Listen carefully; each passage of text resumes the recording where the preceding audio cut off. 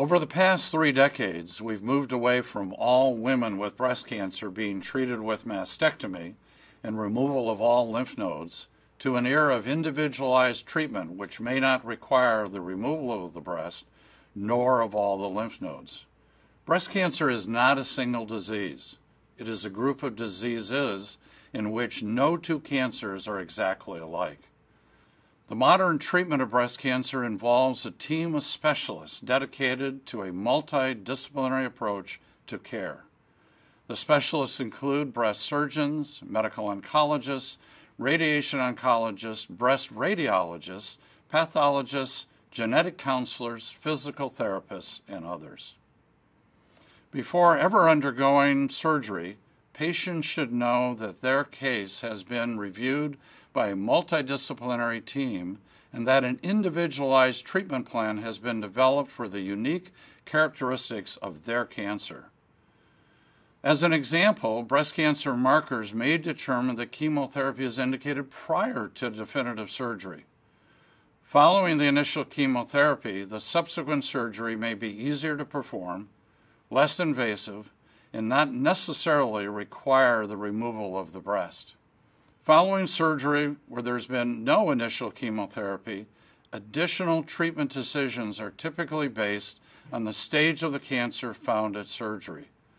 The stage of the cancer depends on the size and characteristics of the tumor, the involvement or not of lymph nodes, the possible presence of cancer in other parts of the body.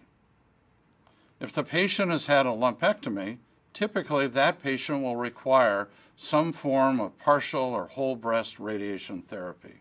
One of the greatest fears that all breast cancer patients have is the possibility they'll need chemotherapy.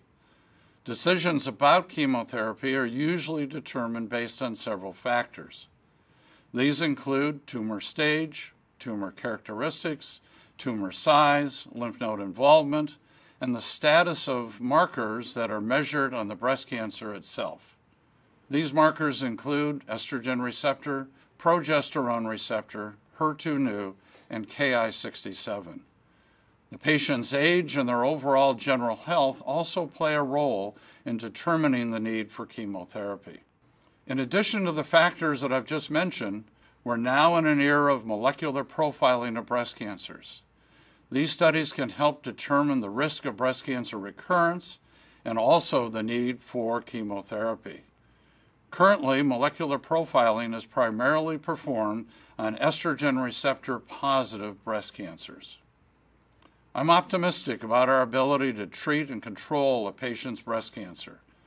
The evolving future treatments for breast cancer will be more targeted therapies and more individualized treatment plans based on our molecular understanding of a patient's specific tumor.